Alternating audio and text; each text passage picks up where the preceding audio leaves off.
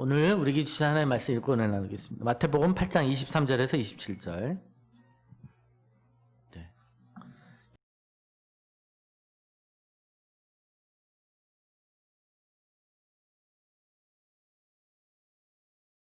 1, 2부 때 핸드폰 올리고 뭐가 있어갖고 지금 혹시 핸드폰 한번 해보세요. 또. 네.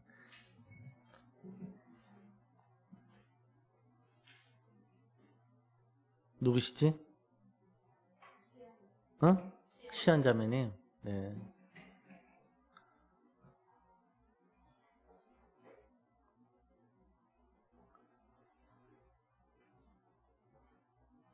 네. 3부 설교를 쓰려고 지금 중간에 자꾸 중간에서 3부 설교를 써보려고 지금 하고 있습니다. 자. 오늘 우리에게 주신 말씀 마태복음 8장 23절에서 27절의 말씀 교독하였습니다. 예수께서 배에 오르시니 제자들이 그를 따라갔다. 그런데 바다에 큰 풍랑이 일어나서 배가 물결에 막 뒤덮일 위험에 빠지게 되었다. 그런데 예수께서는 주무시고 계셨다. 제자들이 다가가서 예수를 깨우고서 말하였다. 주님 살려주십시오. 우리가 죽게 되었습니다. 예수께서 그들에게 왜들 무서워하느냐 믿음이 적은 사람들아 하고 말씀하시고 나서 일어나 바람과 바다를 꾸짖으시니 바다가 아주 잔잔해졌다. 다 함께 사람들은 놀라서 말하였다. 이분이 누구이기에 바람과 바다까지도 그에게 복종하는가. 아멘. 네, 이 본문을 가지고 풍랑이 일어날 때라는 제목으로 은혜 나누겠습니다. 운전하시는 분은 알겠지만 운전을 하다 보면 가끔 가다가 돌발 상황이 일어나요. 그죠? 옆 차선에서 확 들어오던가 또는 골목길에서 아이가 막 탁 뛰어나오던가 그럴 때 보면 깜짝 놀랍니다. 그런데 실제로 그런 것보다 더 놀라는 게 있어요. 옆에 조수석에 앉은 사람이 소리 지르는 일입니다. 나도 보고 나도 다 알고 있는데 옆에서 꽥 소리 지르면 그것보다 더 놀라는 일은 없습니다.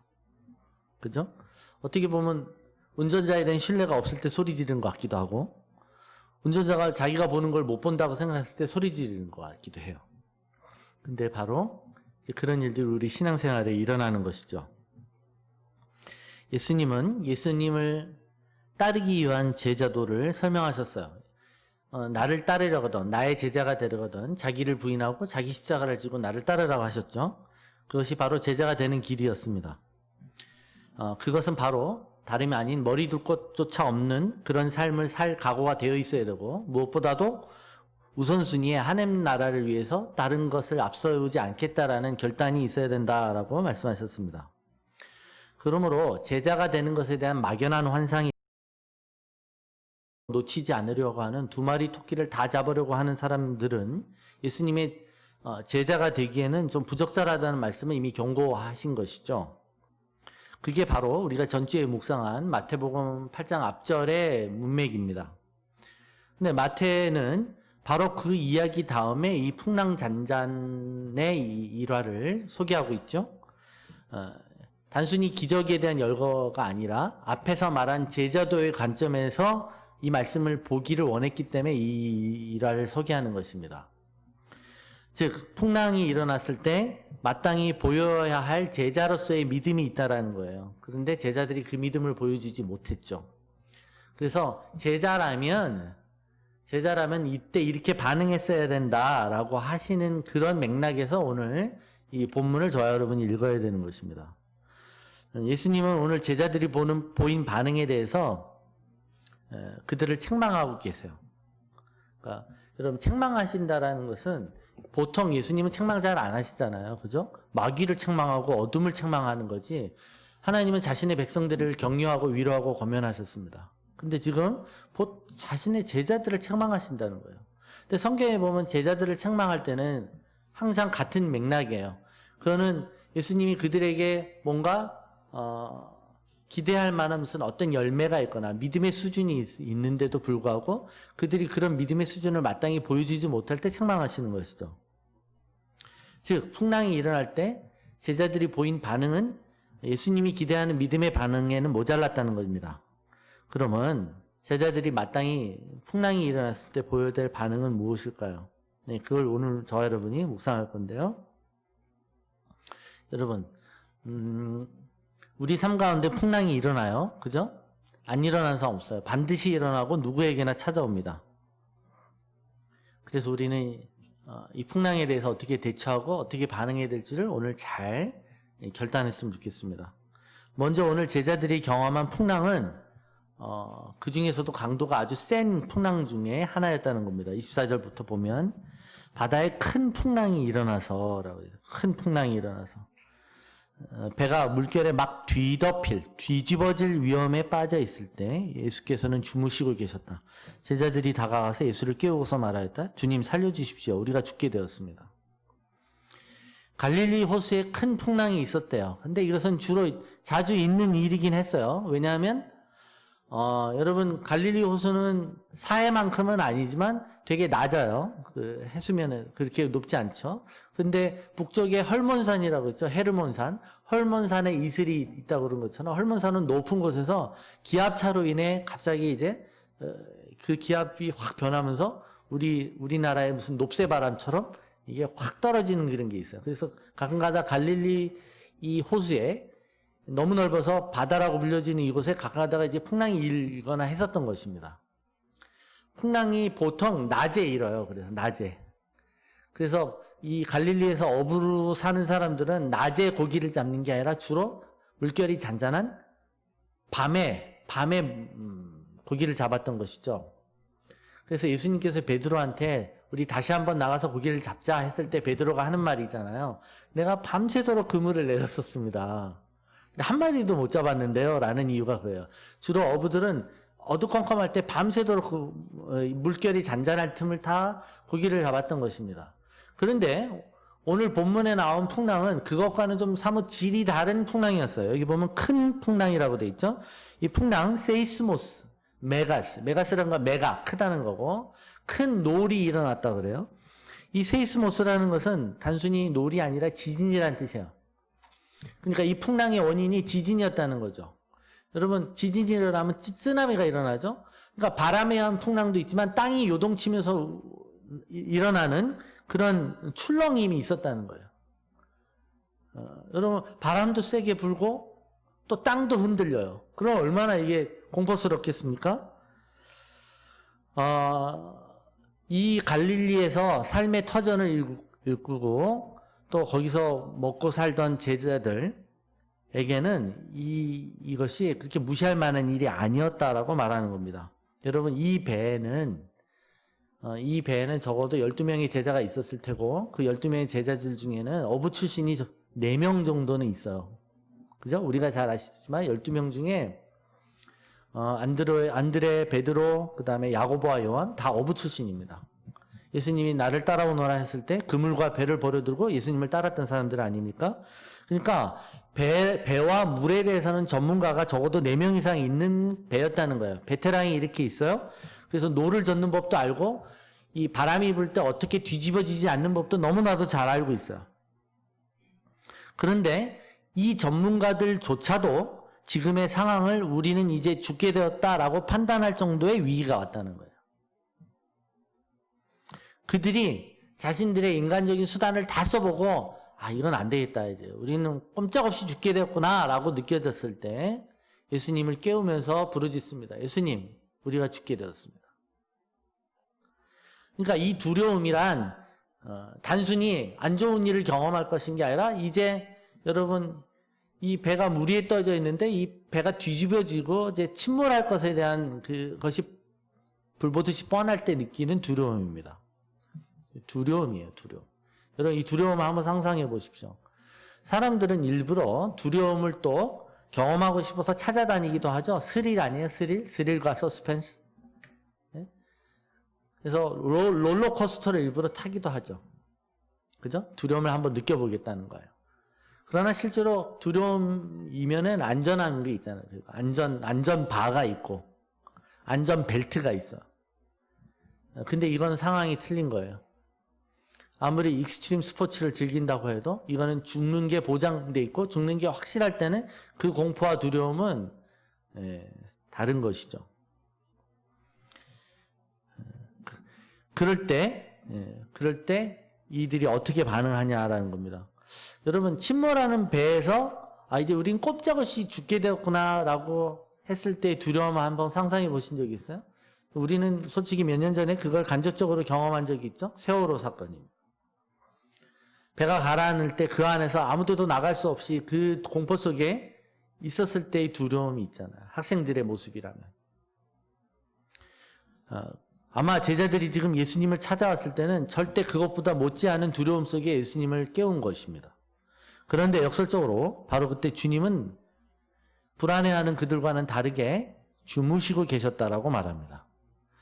제자들의 반응을 한번 떠보려고 눈 감고 자는 척했다는 게 아니라 실제로 예수님께서는 매우 피곤해서 주무시고 계셨던 것이죠. 여러분, 하나님은 졸지도 않으시고 주무시도 않으시는 분입니다. 그러나 인간의 모습으로 오신 예수님께서는 피곤하면 잠을 자셔야 되고 시장하시면 식사를 하셔야 되는 분이셨습니다. 예수님 왜 그렇게 피곤하십니까? 예수님은 하루 종일 사역에 시달리셨죠. 많은 사람들을 치유하셨고 또 많은 사람에게 말씀을 가르치셨으며 또 많은 영적 전쟁을 소화하셨어요. 그래서 탈진한 상태였죠. 그래서 오히려 그 탈진한 상태일 때 여러분 이 부드러운 흔들림 정도는 오히려 자장가와 같습니다. 그러니까 저는 예수님이 이렇게 배가 요동치는데도 어떻게 잘 잤을까 상상해 본 적이 있어요. 근데 여러분 보세요. 오히려 애들은요 차에다 태우면 더 잘 자요. 이렇게 떨림이 있었으면. 너무 피곤하면 흔들리는 게 오히려 더 좋을 수도 있어. 그럴 때 예수님께서는 주무시고 계셨다라고 말합니다. 마가복음에 고물에서 베개를 베고 주무시더라라고 표현되어 있습니다. 그러니까 여러분 이 상황을 좀 아셔야 되는 게 예수님께서 이 갈릴리의 이쪽 서쪽 남서쪽에 계셨다가 이쪽 동쪽에 거라사 지방 가다라 지방이라고 하죠. 이 가다라 지방으로 가시기 위해서 배를 타신 거예요 지금. 근데 여러분 이게 12km, 5km의 이 호수입니다. 그러니까 어떻게 보면 이렇게 땅으로 걸어가도 배보다 빠를 수 있는 거리예요. 실제로 예수님이 이 배를 타고 가셨을 때 나중에 다른 복음서를 보면 예수님이 배를 타기 전에 예수님을 막 쫓아왔던 무리가 먼저 와서 기다린다고 돼 있어. 그러니까 배보다 사람들이 막 뛰어간 거예요. 또 예수님 어디 가시나 하고 자기들이 거기 가서 이미 기다린 거죠.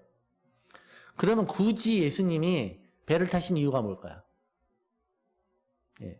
배를 타신 이유는 배를 타는 동안만이라도 사람들과 격리되고 예수님을 쉬게 하는 목적이 있었던 거예요. 그동안은 좀 이렇게 격리된 곳에서 예수님은 주무셔야 되는 거죠. 그래야지 또 다음 사역을 감당할 수 있었던 거지요. 그러니까 여러분 이 배를 탔을 때는 풍랑이 없었을 거예요. 그러나 배를 타고 가는 중간에 갑자기 이런 풍랑이 일어났던 거죠. 그러니까 지금 예수님은 요 틈을 다 쉬려고 하는데 이 예수님의 휴식은 갑자기 몰아닥친 이 풍랑과 지진으로 인해 망쳐지는 것입니다. 그때 제자들이 예수님을 깨웁니다. 예수님 우리가 죽게 되었습니다. 마가복음에는 예수님 앞에 제자들이 이렇게 말합니다. 예수님 우리의 죽게 된 것을 돌아보지 아니하시나이까. 이 돌아보지 아니하십니까? 라는 것은 뭐예요? 우리가 지금 이 상태인 걸 못 보세요? 이 말이죠. 제자들이 일종의 좌절감 속에서 주님 뭐하고 계십니까? 라고 던지는 말입니다.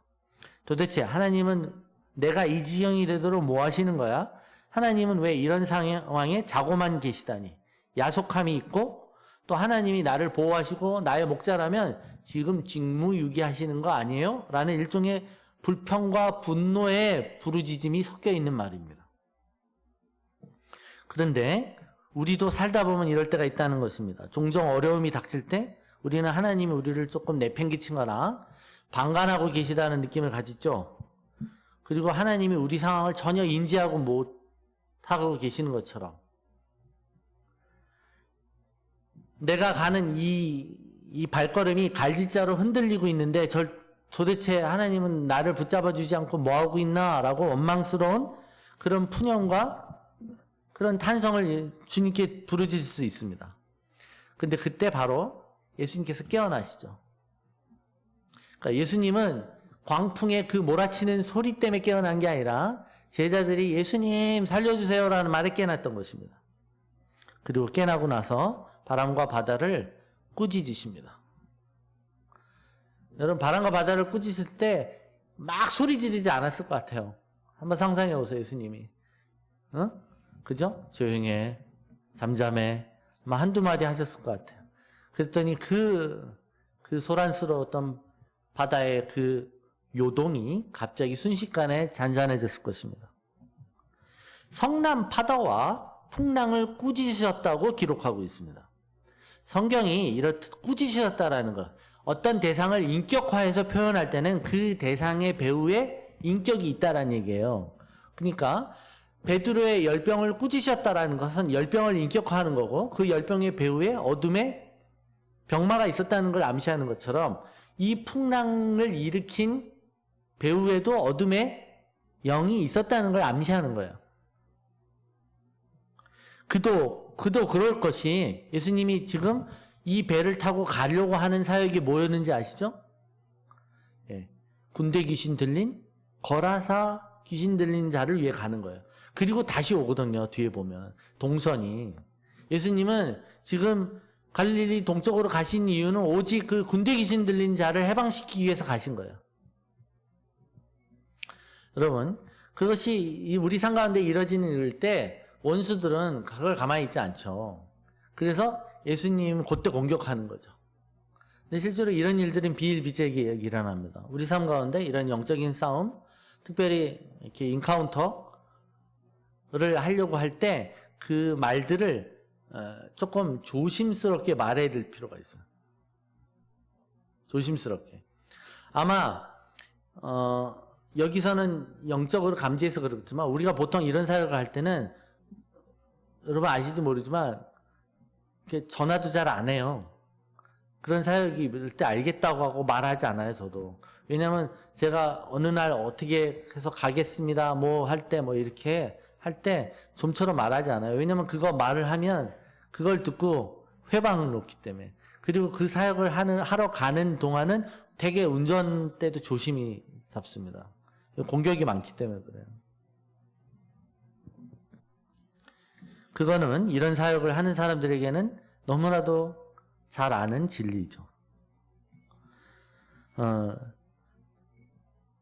그래서 거라사 지방 귀신 들린 자를 위해서 가시는 예수님을 공격하는 그런 어둠의 세력이 공격했을 때 예수님이 일어나서 그것들을 잠잠케 하시는 겁니다. 그리고 나서 예수님이 거기서 끝나는 게 아니라 자신을 호들갑을 떨며 깨웠던 제자들을 책망하십니다. 그죠? 왜 책망하실까요? 야, 잠 좀 자자. 왜 깨우니? 라는 책망이 아닌 것이죠. 26절입니다. 26절 보면 제자들에게 믿음이 적은 사람들아, 믿음이 적은 자요. 너희 왜 그렇게 믿음이 적니? 라고 말씀하셔요. 왜 믿음이 이렇게 없니? 여러분, 믿음이 적다라는 것은 어느 정도 마땅히 그들이 갖춰줘야 될 믿음의 수준이 있었다는 거죠. 그죠? 근데 그게 당연히 마땅한 건데, 여러분. 초등학교 사람한테 고등학교 수준을 요구하면 그거는 그 말을 할 수가 없어요. 근데 고등학교 수준의 사람한테, 고등학생한테 초등학교에 믿음이 없을 때 그거 왜 이렇게 없니? 라고 할 수 있어요. 그러니까 예수님이 지금 요구하는 것은 과한 요구는 아닌 거죠. 마가복음의 동일 구절은 이렇게 써 있습니다. 마가복음 4장 40절 시작. 이에 제자들에게 이르시되 어찌하여 이렇게 무서워하느냐 너희가 어찌 아직도 믿음이 없느냐 하시니. 예, 아직도 믿음이 없느냐. 아직도 뭐예요? 그러니까 예수님을 처음 만났을 때는 뭐 그럴 수도 있어요. 처음이니까. 근데 예수님하고 어느 정도 사역을 같이 했죠. 예수님하고 동고동락했어요. 예수님이 어떻게 믿음을 사용하시는지도 봤어요. 그렇다면 너희도 지금쯤이면 어느 정도 믿음이 있어야 된다는 거야. 그러니까 예수님이 바라보시는 아직도라는 게 있어요. 시간이 흘렀잖아 이런 뜻이에요. 빌립이 예수님께 와서 예수님, 저희들 하나님 아버지가 보고 싶어요. 그럴 때 예수님이 빌립한테 뭐라 그랬어요? 야, 빌립아, 너 나를 보면 아버지를 본 거야. 그리고 나는 아버지가 하란 말만 해. 그러니까 내 말을 들으면 아버지 말을 들은 거고 날 보면 아버지를 본 건데 왜 나한테 아버지를 보이라고 하니? 하시면서 한 말이 있어. 내가 이렇게 오래 너희하고 같이 있었는데 왜 아버지를 보이라고 하니? 이거예요. 내가 이렇게 오래라는 건 시간의 경과를 얘기하는 거고 아까 말한 예수님이 아직도 그래. 아직도 네 수준이 그 수준이야. 내가 언제까지 더 너희하고 더 머물러야 되니? 이 표현이 있는 거예요. 예수님 그런 표현 많이 쓰셨어요. 그러니까 여러분, 예수님의 제자들이 솔직히 우리가 봤을 때 좀 희망이 있는 건 그들도 우리랑 별반 다르지 않는 약간 지진화성이 있었다는 거예요. 그죠? 어느 정도 시간이 지나면 분명히 성장이 있어야 되고, 예, 이제 월반이 돼야 되는데, 예, 그들의 믿음이 그렇게 나아지지 않았다는 거죠. 자, 예수님이 그래서 오늘 제자들을 책망하세요. 근데 그 책망하시는 이유는 우리가 세 가지 측면에서 볼 수 있다는 거예요. 제일 먼저 오늘 본문이 어찌하여 이렇게 무서워하느냐라는 거죠. 예, 책망하시는 이유는 그들이 두려워했기 때문에 그래요. 제자들이 두려워했기 때문에. 여러분, 믿음의 반대말은 뭐라고요? 불신이 아니라 두려움이에요. 두려움. 그러니까 믿음의 반대말은 두려움. 그죠? 믿음의 반대말 두려움. 그리고 뭐죠? 믿음하고 쌍둥이는 뭘까요? 네? 겸손이에요. 겸손. 겸손의 반대말은? 그러니까 교만이잖아요. 그러니까 교만과 두려움이 한 쌍이고 믿음과 겸손이 한 쌍인 거예요. 알고 계셔야 돼요. 그러니까 두려움의 정의는 우리가 위험에 직면했을 때 우리가 느끼는 감정이에요. 그죠? 우리 감정이 막 두려워지고 떠는 거예요. 그래서 우리에게 믿음이 없을 때 우리의 감정은 늘 두려움에 휩싸입니다. 아니 근데 이 정도의 급박하고 위기 속에서 누가 무서워하고 두려워하지 않겠어요? 제자들이 이렇게 반응하는 것이 과한 반응일까요? 예수님이 너무 제자들에게 너무 원하시는 거 아니야? 이런 생각이 듭니다. 제자들이 예수님께 그래도 살려달라고 와서 요청한 것은 그래도 믿음이 아니냐는 거예요. 제자들이 예수님을 깨워서 자신들의 급박한 상황을 가서 토로하고 읍소했어요. 그거 믿음 아니냐는 거예요. 그거 믿음 맞죠? 그죠? 성경은 많은 부분에 걸쳐서 우리가 우리의 문제를 있는 그대로 들고 나와 하나님께 아뢰는 것을 믿음이라고 말합니다. 환난 날에 나를 부르라. 그러면 네가 나를 영화롭게 한다라고 말씀하세요. 여러분 환난 날에 하나님 살려주십시오 하는 게 하나님께서는 그걸 믿음으로 보십니다. 그리고 그 믿음에 응답하시고 그것이 바로 하나님의 영광이 드러나게 하는 수단이라고 말하죠. 그러므로 예수님께 나와서 살려달라고 요청한 것은 믿음 맞아요. 믿음. 그러나 믿음은 맞으나 너희들 수준에 맞는 믿음은 아니라는 거예요. 그래서 믿음이 적은 자요 라고 말하는 거예요. 믿음이 없는 자요가 아니라. 제자들이 부르짖는 믿음에 의해서 예수님 깨어나셨고 그래서 풍랑을 잔잔케 해서 상황 종료된 거예요. 문제를 해결해 주셨죠. 그러나 부족했다는 것입니다. 그래서 작았다고 얘기해요. 그러니까 여러분 두려워하거나 놀라운 그런 감정은 우리 안에서 자동적으로 일어나는 반응이잖아요. 그죠? 근데 그런 반응이 일어나는 것을 예수님은 믿음이 적다라고 얘기하는 거예요. 그러면 어떻게 우리 안에서 자동적으로 일어나는 이런 생각과 반응을 어떻게 어쩔 수 없잖아요. 그죠? 그러니까 믿음이라는 게 여러분 선택이라면 내가 선택에 의해서 감정이 오는 것일 수 있지만 자연스럽게 어떤 상황이 어렵고 굉장히 무서운 상황이 이렇게 펼쳐질 때 우리 안에 두려움이 확 올라오는 걸 어떻게 할 거예요? 그래서 여러분 이 두려움을 컨트롤할 수 있는 길은 성경이 제시하고 있어요. 유일하게 이 두려움은 예수님께서 너희들이 갖지 않아야 될 쓸데없는 두려움이라는 거고 말하는 거고 성경은 우리가 이 쓸데없는 두려움을 유일하게 제재할 수 있는 방법은 우리가 마땅히 가져야 될 두려움을 가짐으로 제어할 수 있다고 말하는 것입니다. 27절 사람들은 놀라서 말하였다. 이분이 누구이기에 바람과 바다까지도 그에게 복종하는가. 네, 다른 복음서에 사람들이 두려워하며 놀라서 말했다라고 말해요. 여기도 두려움이 있어요. 근데 이 두려움은 풍랑으로 인한 두려움이 아니라 예수님의 말씀에 그 풍랑이 일순간에 정리가 되는 것을 봤을 때의 그 놀라움과 두려움이에요. 그러니까 두려움에 대한 성경의 또 다른 정의란 하나님의 임재와 함께 나타나는 하나님의 권능과 영광에 의해서 사로잡히는 인간의 감정, 경외함이라고 말하는 거예요. 그러니까 여러분 제자들의 두려움의 종류가 바뀐 것이죠. 죽을 것 같아서 놀라웠던 두려움이 하나님의 영광과 권세에 대한 경외심으로 바뀐 거예요. 여러분. 그러니까 여러분, 하나님께서 책망하시는 두려움을 억제하고 누를 수 있는 유일한 두려움은, 우리가 가지지 말아야 될 그 두려움을 이기는 유일한 방법은 마땅히 우리가 항상 가져야 할 두려움을 취하는 것입니다. 여러분, 혹시 사람을 두려워하세요? 사람을 두려워하려면 어떻게 할까요? 내가 더 잘난 사람이 됩니까? 아니죠. 성경은 사람을 두려워하지 말라 그래요. 사람을 두려워하지 않는 길은 하나님을 두려워함으로만 가능합니다. 유한한 존재를 두려워하지 않으려면 무한하신 하나님만을 두려워해야 되는 줄로 믿습니다. 근데 이 두려움을 경험했던 사람들이 고백하는 게 뭐예요? 이분이 누구이기에 바람과 바다까지도 그에게 복종하는가? 이분이 누구이기에 이런 일을 하실 수 있지? 근데 이분이 누구십니까? 이분이 누구예요? 예수님이에요? 이분이 누구십니까, 여러분? 제자들이 이분이 누군지 몰라요? 여러분, 예수님을 깨울 때 제자들이 예수님을 뭐라고 불렀어요? 주님 하고 불렀어요. 주님 우리 죽게 되었습니다. 여러분, 주님이라는 호칭은 랍비, 선생님 하는 호칭하고는 다른 거예요. 그냥 지혜가 있고 사회적 명망이 있고 현자를 부르는 것이 랍비일 수 있다면, 주님은 다른 표현이에요. 주님은 그분이 메시아라는 표현이고 하나님이라는 표현이라니까요. 주님. 말은 주님이라고 하면서도 어떻게 이분이 바람과 바다를 다스리는가에 대한 놀라운 거잖아요. 그러면 자, 호칭은 주님이라고 부르지만 주님이라면 마땅히 바다와 바람도 순종해야 되는 거 아닙니까? 그죠?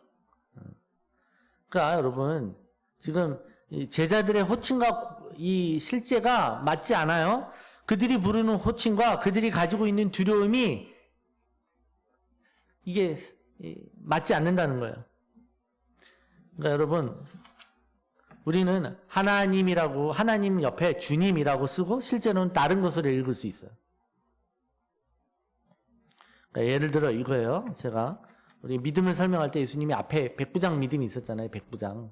그죠? 이만한 믿음이 없다 그럴 때 백부장이 주님 말씀만 하시면 밑에 하인들 다 그냥 쫓습니다. 그냥 말씀만 하세요 그랬잖아요. 그러니까 똑같은 거예요. 만일 백부장이 군대 그 장군이잖아요. 일종의 사령관인데, 장군님, 왜 장군님 말씀에 왜 쫄병들이 말을 듣죠? 이렇게 물으면 놀랐습니다. 이러면 이 놀랄만한 일이에요? 아니면 좀 한심한 일이에요? 그죠? 이거 아니 그런 거잖아요. 세계적으로 유명한 성악가가 있어. 그러면서 성악가님 너무 훌륭하시네요. 근데 어떻게 이렇게 노래를 잘하세요? 왜 잘하시는 거예요? 이렇게 말하면 그 말이 맞기도 하지만 좀 이상한 거죠. 그죠? 그죠? 지나치게 놀라면서 어떻게 이 사람은 이렇게, 그죠? 왜 노래를 잘하는가? 이런 말 하면, 그 말을 자꾸 하면 그 말 속에는 일종의 모욕감이 있는 거예요. 하나님에 대한. 거기엔 불신이 있는 거예요. 이 사람이 노래하는 줄 몰랐나? 이 사람이 군대 장군인 걸 몰랐나? 이런 거죠. 그러니까 어떻게 보면 당연히 가져야 된 놀라움과 경외감을 갖고 있지 않았기 때문에 갑자기 새삼스럽게 깨닫는 거예요. 주님을 알고 있어요. 그러나 주님을 알고 있지만 주님이 갖고 계신 그 권능이 실제로 드러났을 때 나오는 놀라움, 그 경외감이 있는 거예요. 그래서 하나님에 대해서 당연히 가져야 될 두려움은 우리가 하나님께 대해서 마땅히 가져야 될 감정이잖아요. 그죠? 여러분, 어려워해야 될 분, 그리고 좀 조심해야 될 분 앞에서는 조심하는 게 맞아요. 근데 막 방자하게 막 너무 자유롭게 하는 것이 하나님을 경외하는 것은 아니죠. 여러분, 하나님을 하나님답게 대우해 드리셔야 돼요. 그래서 우리는 하나님께 마땅히 반응해야 될 놀라움과 두려움을 다른 말로 표현하는데 그것을 찬양과 경배라고 해요. 우리가 와서 이렇게 찬양하죠. 요새 찬양 몇 곡 못하지만 찬양과 경배하는 것은 여러분 이 땅을 다스리시고 모든 존재보다 가장 높으시며 말씀으로 모든 걸 창조하신 그분께 마땅히 드려야 될, 올려드려야 될 경외함과 존경과 감사와 영광이 있는 것이죠. 그래서 여러분 그러니까 우리가 그냥 맹숭맹숭하게 경배와 찬양을 드리지만 솔직히 그거는 올바른 상태가 아니에요. 하나님께 경배와 찬양이라는 것은 하나님이 이미 하신 일과 행하신 일을 통해 어쩌면 그럴 수 있어요. 주님 원더풀합니다. 와우. 예? 여러분, 우리가 축구장이나 스포츠 경기장에서 누가 하나 골을 넣거나 잘하면 막 박수 치잖아요. 그죠? 와, 이거 너무 잘한다고 막 그러면서 최고라고. 그게 놀랍고 경이로움을 표현하는 거예요. 그게 하나님께 마땅히 드려야 될 우리의 감정인 것입니다. 그래서 그런 경의와 놀라움, 그 두려움은 찬양과 경배로 표현되는데 바로 하나님과 우리의 관계를 바로잡는 행위인 것입니다. 말로만 주님 하면서 내가 실제로는 내 삶에 있어서 주인 행세를 하고 있잖아요. 주님, 주님 하면서도 실제로는 자기 삶을 자기가 컨트롤하고 있잖아요. 내가 주인이잖아요. 그래서 립 서비스가 아니라 실제로 주님이라면 주님이 되시도록 하면서 주님, 제가 또 주님의 자리에 은근슬쩍 앉아서 있었네요 하고 화들짝 놀라 주님이 주님의 원래 왕자에 앉으십시오 라고 내가 그 자리에서 내려와 하나님 앞에 무릎을 꿇고 그분께 경배하는 것, 그것이 바로 우리가 찬양을 드리는 이유예요. 아멘? 여러분 제가 늘 말씀드리잖아요. 찬양을 앞부분 시간을 너무 소홀히 하시면 안 된다고. 영적인 기름부심은 거기서 흘러나온다고. 여러분이 하나님 앞에 기본 자세가 있는지, 기본 자세가. 그게 여러분이 하나님께 찬양을 드리면서 드러나는 거예요. 그래서 우리가 입으로는 주님이라고 고백하면서도 실제로는 우리가 그분을 주님으로 정말 모시고 있는지가 드러날 때가 있는데, 우리 삶에 있어서 평온할 때 아무 일도 없을 때가 아니라 우리 삶에 풍랑이 일어날 때 정말 우리에게 있어서 주님이 주님이신지가 드러납니다. 우리 삶에 갑자기 병에 걸렸다고 진단될 때, 그렇죠? 남은 시간이 이제 몇 개월밖에 안 남았습니다. 시한부가 선고됐거나 충격적인 말을 들을 때, 또 갑자기 실직의 충격을 경험하게 될 때, 우리 삶에 우리가 기대하지 않았던 많은 일들이 일어날 때 오히려 그때가 바로 주님이 우리 삶 가운데서 주님이심을 고백하는 아주 최고의 절호의 기회인 것이죠. 그래서 제가 여태까지 살다 보니까 우리의 믿음이 얼마나 너무나도 헛것이라는 걸 제가 많이 봅니다. 저도 어떨 때 보면 참 두려워요. 그 두려움이 있어요. 왜냐하면 정말 믿음이 좋은 것 같은데, 믿음이 진짜 좋고 평소에 저들이 보면서 진짜 어떻게 보면 정말 믿음 둘째가라면 서러워하실 것 같은 분들이 정말 이제 병에 걸리거나 시한부가 선고가 되고 나서 보이는 반응을 볼 때 어떤 믿음의 회의도 본 적이 있어요. 여러분 죽음의 두려움이 여러분 앞에 이렇게 했을 때, 다행히 이제 우리 교회에 아무도 없기 때문에 지금 말씀드리는 거예요. 만약 그런 사람 한 분이라도 이런 말 못 하겠죠. 그러면 여러분 이렇게 생각할 수 있죠. 의학적으로는 아무 손을 댈 수 없을 때 여러분 오히려 마음이 평안하지 않습니까? 그죠? 오직 하나님께 매달려야만 된다 그러면 그 다음부터 뭘 하시겠어요, 여러분? 지금부터 마음으로 한번 여러분 이렇게 리허설을 해놓으셔야지 실제로 그런 일이 닥칠 때 여러분이 어떻게 할지가 결정이 돼요. 그때 가서 보자 생각하면 여러분 안 될 수 있어. 한번 생각해보세요. 가상적으로. 그러면 여러분 마음의 준비를 어떻게 하실 거예요, 여러분? 근데 제가 보았더니 대부분의 분들이 그때 믿음이 드러나요.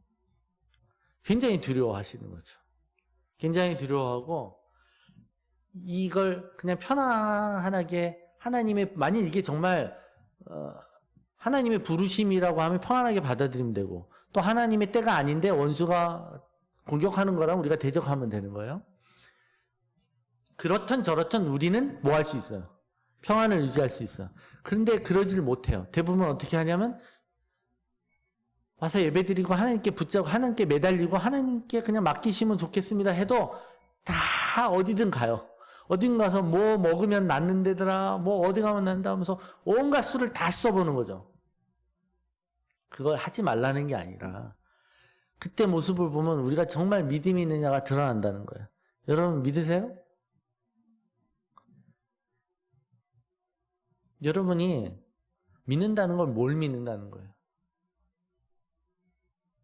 나를 믿는 자는 죽어도 살겠고, 그죠? 나를 살아서 믿는 자는 영원히 죽지 않는다는 그 말씀을 믿는다는 걸 생각하는 거 아십니까? 그렇다면 죽음조차도 우리를 두렵게 할 수 없습니다. 그게 신앙인의 믿음인 거예요, 원래. 그러니까 죽음은 그냥 커튼을 넘어가는 거예요. 성경이 말하는 게 그거예요. 죽음 이전과 죽음 이후가 있어요, 커튼이. 근데 내가 컨베이어 벨트처럼 쭉 가고 있어요. 이 커튼 막이 있는데 저기를 쭉 어차피 시간이 되면 거기를 거쳐가요. 그래서 커튼 뒤는 알 수 없으나 커튼 뒤에 삶이 있죠. 그래서 우리는 담담하게 하나님 안에서 움직이는 거죠. 근데 바로 그 순간 우리 믿음이 나와요. 근데 전 많은 분들을 봤는데 의외로 믿음 있는 척하고 믿음 있다고 하지만 그 죽음의 그 실제가 다가왔을 때 되게 믿음 없이 행동하시는 걸 너무 많이 봤어요. 그래서 이게 정말 이 순간이 와야 우리의 진짜 믿음이 무엇인지가 드러나는 거예요. 그래서 여러분, 우리 삶에 환란이 옵니까? 풍랑이 일어나요? 그땐 기회인 줄로 믿습니다. 그땐 내 믿음의 신앙 고백을 할 수 있는 절호의 기회인 줄로 믿습니다.